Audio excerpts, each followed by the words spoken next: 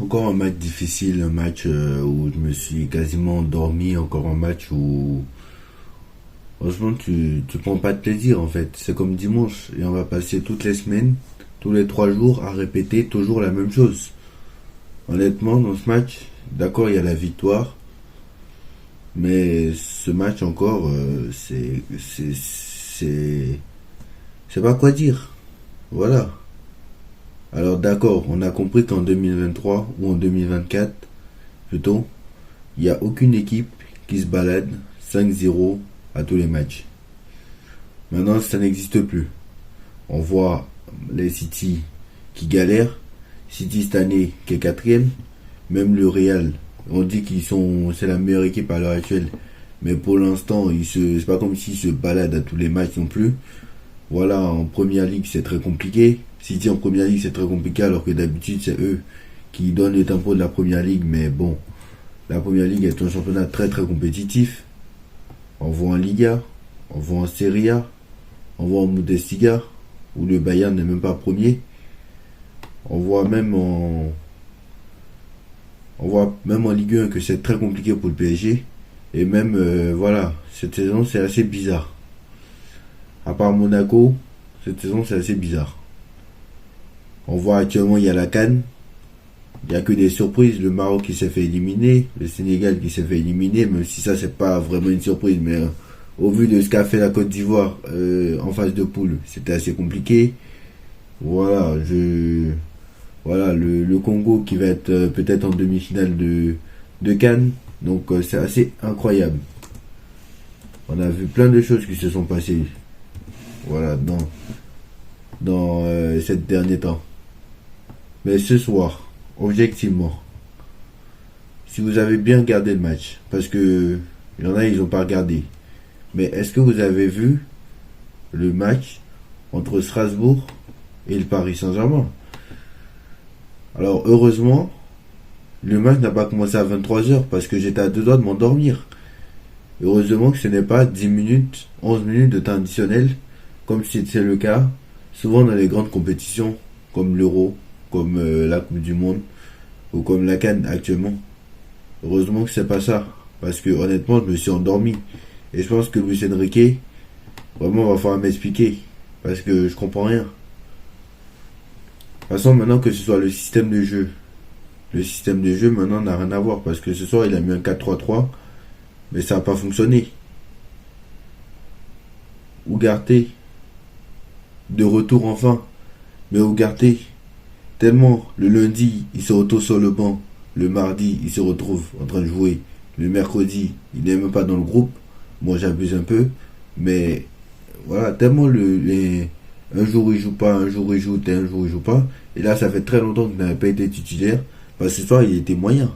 Parce que c'est pas en le mettant sur le banc que tu vas le remettre en confiance. Alors, d'accord. Mais d'accord, les joueurs sont pas bons, il faut les sortir. Mais c'est pas en les mettant sur le banc 5 matchs d'affilée et le faire rentrer 5 matchs après que le mec va être bon à un match. C'est pas possible. Colomoni, je sais pas ce qu'il fait au Paris Saint-Germain.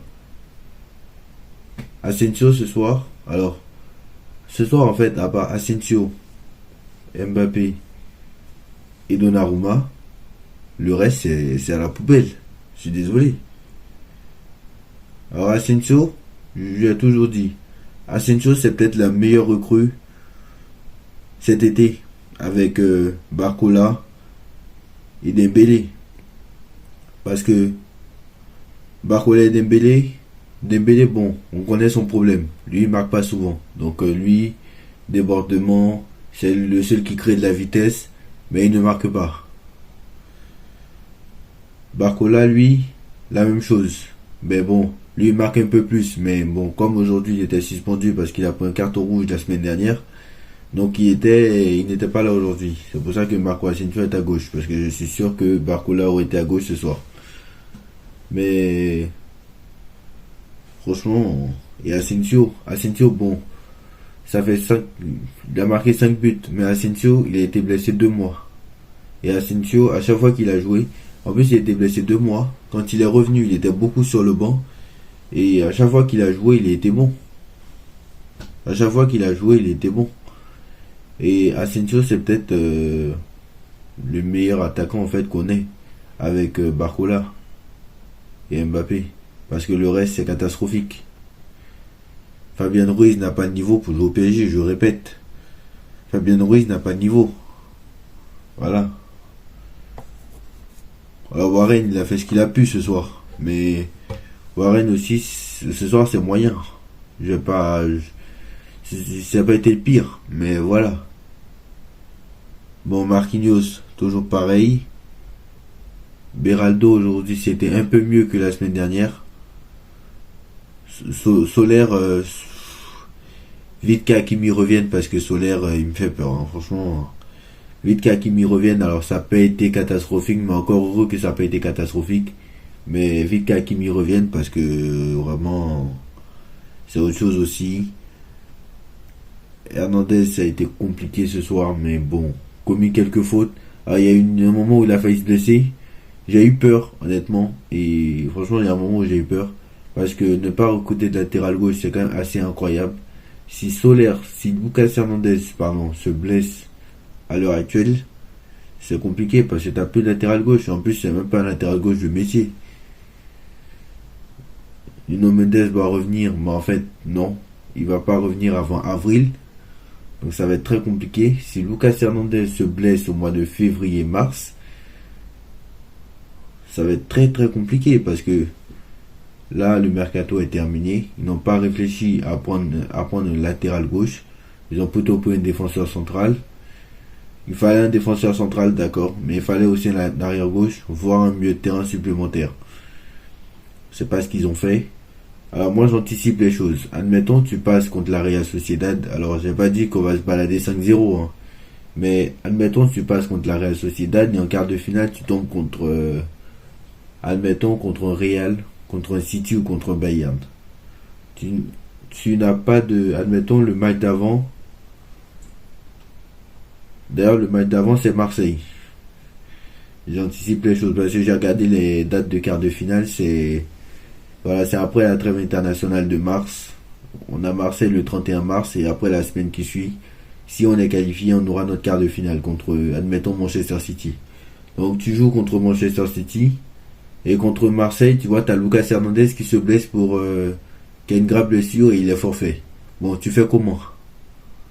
Ou soit même pendant la trêve internationale, admettons, hein, puisque la trêve internationale, tous les joueurs se sont blessés pendant la trêve internationale de septembre-octobre, j'en avais déjà parlé.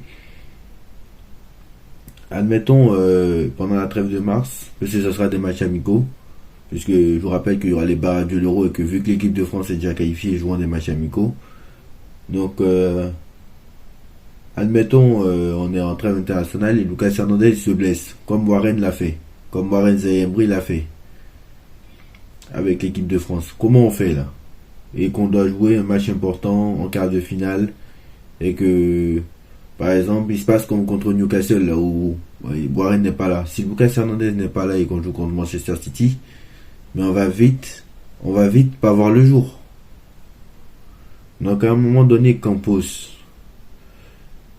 bon, on sait que t'as pas le niveau pour être au Paris Saint-Germain et que tu es venu au Paris Saint-Germain parce que Mbappé t'a voulu. Mais à un moment donné, je sais même pas ce que tu fais là. Parce que Beraldo, comment tu peux aller me chercher des joueurs qui viennent de notre championnat, un défenseur central où tu sais que tu en as besoin. Alors d'accord, le Real l'a fait, mais le Real, ils avaient déjà d'autres joueurs et en plus c'était pour préparer l'avenir. Toi, non seulement c'est pour préparer l'avenir, mais en plus, toi tu as besoin de défenseurs centraux maintenant.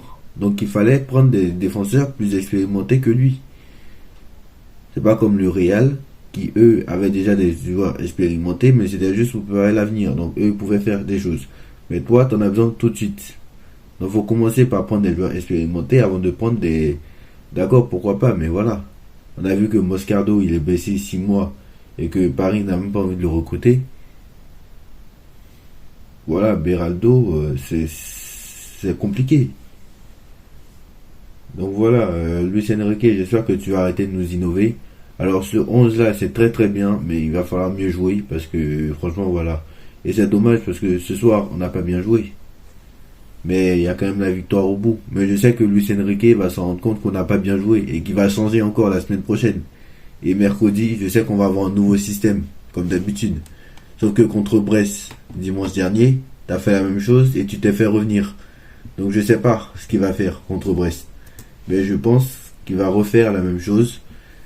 Certainement qu'il va remettre, pas forcément la même équipe, mais il va certainement essayer de mettre le même système. Il va pas faire un 4-3-3 parce qu'il va se dire le 4-3-3 n'a pas fonctionné, donc je repars en 4-2-4 ou je repars en 4-1-1-4. Il va essayer quelque chose comme ça. Il va essayer encore de nous inventer des choses. Donc voilà. En tout cas, victoire quand même du Paris Saint-Germain, mais moi j'ai pas kiffé le match. Après, tous ceux qui ont kiffé, c'est que vous n'avez pas regardé le match très clairement. Bah, ou soit vous ne comprenez pas le football, très clairement. Donc voilà, moi personnellement j'ai pas kiffé. Dites-moi en commentaire ce que vous en pensez. On like, on partage, on commente, on s'abonne et on se retrouve très vite pour une nouvelle vidéo. Tchuss.